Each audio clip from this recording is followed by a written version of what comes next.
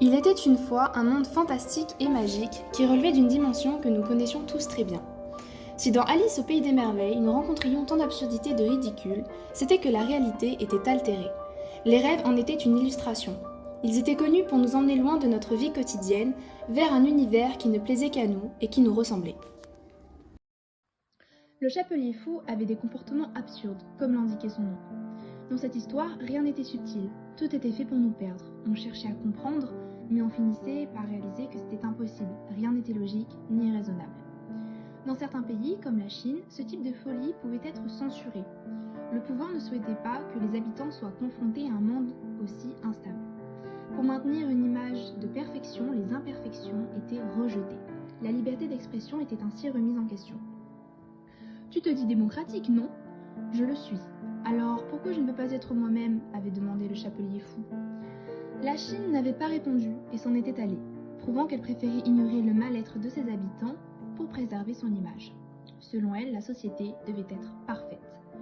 Le philosophe John Stuart Mill défendait au contraire la liberté d'expression.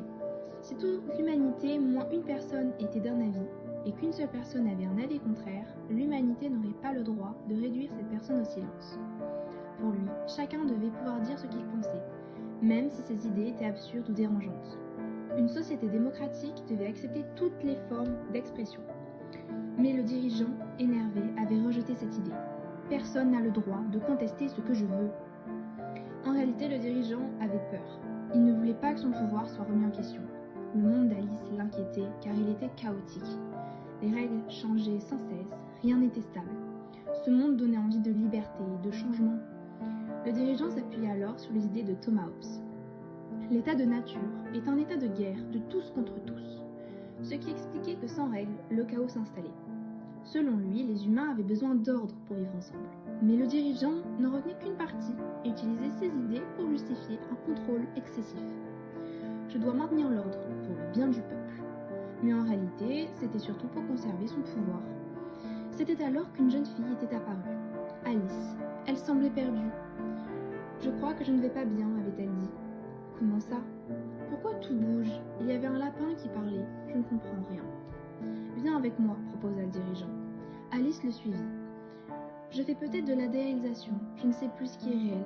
Et vous, êtes-vous réel? »« Oui, je le suis », affirma le dirigeant. « Je ne suis pas sûre. René Descartes affirmait « Je suppose qu'un malin génie a employé toute son industrie à me tromper. » Et si tout était une illusion, peut-être avait-il raison. Le dirigeant était bien embêté et commençait à réfléchir à tout ce qui était possible. « Pouvez-vous m'aider » demanda la jeune fille. « Tout à l'heure, j'ai changé de taille. Je ne me reconnais plus. » Le dirigeant inquiet ne pensait pas à aider Alice, mais à protéger son pouvoir. Il l'intima de venir avec lui et il l'avait enfermée.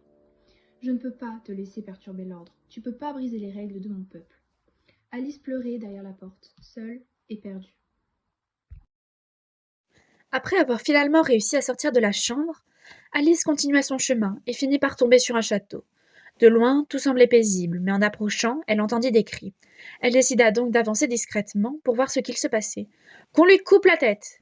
La personne qui acclamait cette phrase sans relâche était une reine. Alice croisa un des valets de cette dernière et lui demanda: « Que se passe-t-il? Pourquoi veut-on couper la tête de quelqu'un ?» Le valet lui répondit furtivement, car il a contredit la reine, puis s'enfuit par peur de se faire arrêter lui aussi. Révoltée, Alice décida de se montrer et acclama à la reine. Un jugement ne peut pas être fait sans procès. La reine, étonnée par cette remarque, décida d'écouter Alice pour montrer que son régime était libre.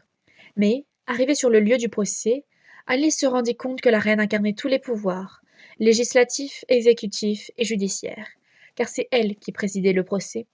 Cette scène rappela à Alice une citation de Montesquieu.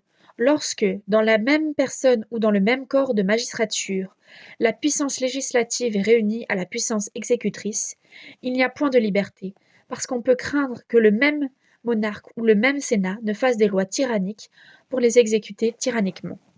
Cette citation explique l'importance de séparer le pouvoir de la justice pour avoir une démocratie juste et libre.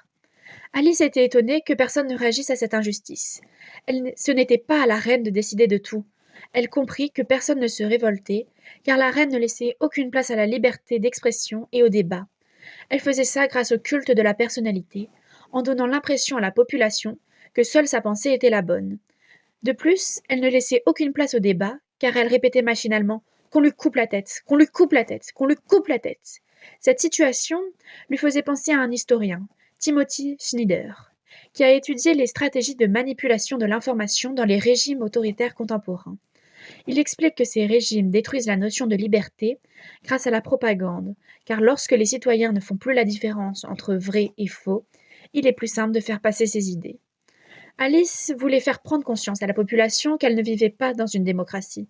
Mais elle savait aussi que si elle se révoltait frontalement à la reine, elle risquait d'avoir la tête coupée. Donc, elle décida de parler discrètement à plusieurs personnes pour commencer à créer un débat sur leur situation et donc faire naître leur esprit critique. Après cela, elle continua sa route pour découvrir les nouvelles surprises que lui cachait ce drôle de monde. Plus tard, sur son chemin, Alice interrompit une discussion entre un chat et un lapin. Quelques mots lui parvenaient à travers les arbres. Animal, intelligence, parole. Interpellée, elle s'avançait donc vers ces individus. Que se passe-t-il ? Pourquoi semblez-vous révolté ? Le lapin, énervé et tendu, lui répondit sans se préoccuper de qui était cette nouvelle petite fille. La reine de cœur chasse, asservit ou exécute tout animal s'exprimant. Pourrais-tu imaginer une telle injustice ? Alice le regarda sans comprendre. Mais pourquoi ? Le chat, avec son sourire habituel, prit alors la parole. Elle n'apprécie pas entendre nos idées. Vois-tu, pour elle, les animaux sont bien inférieurs aux humains. Pourquoi accepterait-elle d'écouter un lapin stressé et obnubilé par la ponctualité ? Mais puisque tu sembles humain dans ton caractère, ne serait-il pas normal de t'accorder la parole ? Demanda Alice de manière confuse. Vous êtes donc capable de raisonner. Alice fut coupée par la reine de cœur sortant soudainement d'une fougère. Elle appréciait visiblement espionner pour imposer son opinion. Comment diable un insecte pourrait-il s'approprier une qualité purement attribuée aux hommes ? Ma petite, il existe une hiérarchie stricte qui doit toujours être respectée, même dans le pays des merveilles. Les hommes sont supérieurs aux animaux, les adultes sont supérieurs aux enfants et le gouvernement aux individus. Alice la questionna davantage. Mais comment pouvez-vous différencier les animaux des individus ? Puisque vous régnez sur eux, ils sont individus. Absolème, la chenille, est elle-même dotée d'une identité, cela l'humanise donc. Chacun d'entre eux est capable de faire valoir sa pensée, au même titre qu'un humain. Le chat est aussi opportuniste que philosophique, le lapin ressemble à un fonctionnaire stressé, et Absolème me questionne toujours de si je suis la Alice. Bien qu'elle remette mon identité en question, la leur est bien existante. La reine s'offusqua. Ma chère amie, la Chine me soutiendrait. Cette situation est absurde. Des animaux humains ? Voyons, soyons rationnels. Qui pourrait croire à ce que dit ce chat paresseux ? Elle rit de manière suffisante. Mais à cet instant, un nouvel individu fit son apparition. Il marchait fièrement, malgré son étrange apparence. Peut-être sa grosse tête laissait-elle supposer un philosophe. Son livre à la main, il s'invita dans le petit cercle. Les tyrans ne sont grands que parce que nous sommes à genoux. Une souris est asservie par le manque de parole et de représentation. Madame la reine de cœur, vous qui régnez sur ces pauvres créatures, considérez-les comme une partie intégrante de ce système.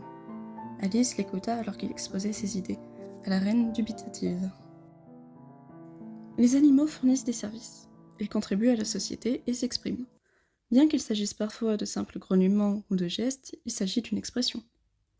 Prenez garde, l'esclave est un serviteur qui ne discute point et se soumet à tout sans murmure. Quelquefois, il assassine son maître, mais ne lui résiste jamais. Je veux dire par là que considérer que les animaux se rapprochent des humains, puisqu'ils parlent, n'est pas une menace. Mais pour le bien général d'un gouvernement, il serait astucieux de garder en tête que asservir en censurant leurs paroles n'est pas vraiment une solution à prendre en compte. Vous dites donc qu'une démocratie se doit d'accepter chaque expression lorsqu'elle ne nuit pas à autrui ? Je pense que nous avons notre conclusion au débat alors. La vision de chaque individu a une valeur et ne doit pas être effacée sous prétexte qu'elle serait différente. Chacun a le droit de contester une décision, c'est ainsi que naissent les gouvernements équilibrés. Ce gouvernement tient donc compte de chaque parole, sans la mesurer à une autre. Au pays des merveilles, les animaux parlent, alors ils sont individus du gouvernement. Avec un petit sourire, Alice reprit son chemin, maintenant certaine d'avoir saisi le sens de son aventure. Ce voyage lui fit découvrir une multitude d'avis, qui lui permit ainsi de retrouver son chemin.